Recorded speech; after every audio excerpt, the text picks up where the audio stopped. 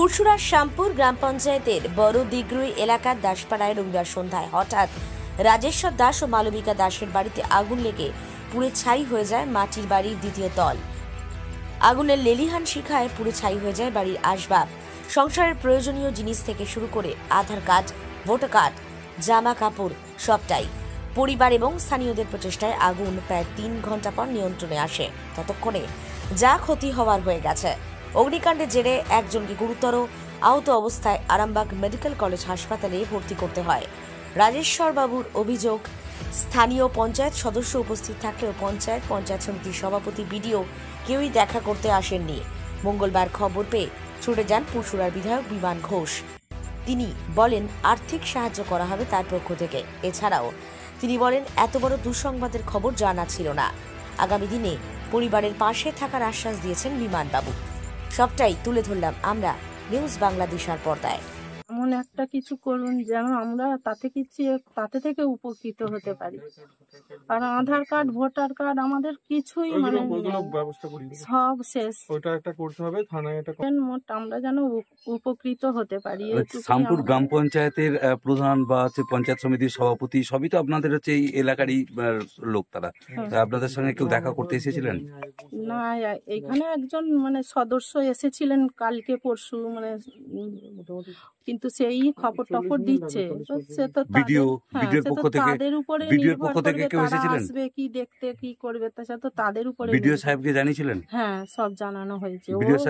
ও তো আমাদের সামনেই ফোন করে জানালো সেই সদস্য। তারপরেও কেউ আসেননি? না, এখনো পর্যন্ত আসেন। মানে 3 দিন হয়ে গেল। কি নাম আপনার? মালবিকা দাস। সেই মুহূর্তে যেন কি একটা শব্দ হচ্ছে। আমি যখন দেখি, আমি না উপরে কি একটা শব্দ হচ্ছে, দেখি কি লাফাচ্ছে না কি। যখন উঠে আমি দেখি, তখনই আমার ওই উপর ঘরে রাধা গোবিন্দ আগের দিকে মানে আগুনের শিখা জ্বলছে।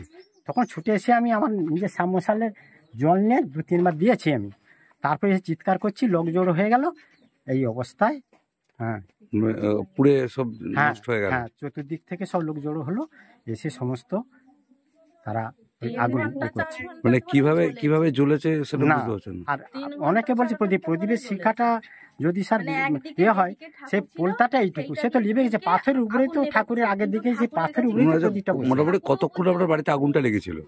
আগুনটা লেগেছে ওই 7:10। হ্যাঁ, বেশি পর্যন্ত চলছে, মানে এই সমস্ত লেভানো, এই সমস্ত কাণ্ড। আপনার এই যে অগ্নিকাণ্ড, এখানে দেখা যাচ্ছে যে বিধায়ক আপনার বাড়িতে এসেছে আপনার সঙ্গে দেখা করতে, কি বলবেন? কি বলবো আমাদের কিছু বলার নেই।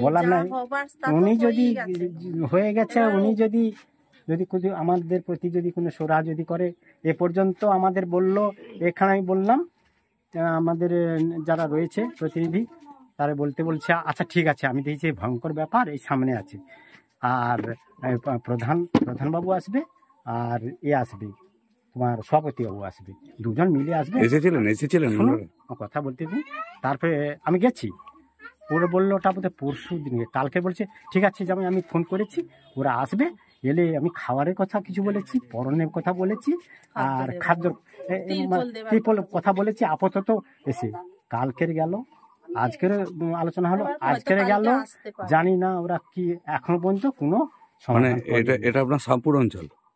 হ্যাঁ, শ্যামপুর অঞ্চল স্যার। প্রধান আসেননি? এবার আমি এই যদি হয় তাহলে আমি পঞ্চায়েত সমিতির সভাপতি কেউ আসেননি? না, কেউ। সবাইকে জানিয়েছিলেন বিষয়টা? উনি ফোন করে দিচ্ছে, সরাসরি কথা হয়েছে বলছে। আপনার নামটা কি? রাজেশ্বর দাস। এই এলাকাটা কোথায়? বড় দিগরুই। আরামবাগ মতিলাল টেলিশপ ও স্যামসাং সার্ভিস সেন্টার অনলাইন বা যে কোনো দোকানের থেকে সস্তা। আপনাদের সকলের প্রিয় মতিলাল মোবাইল, তাই আজই আসুন।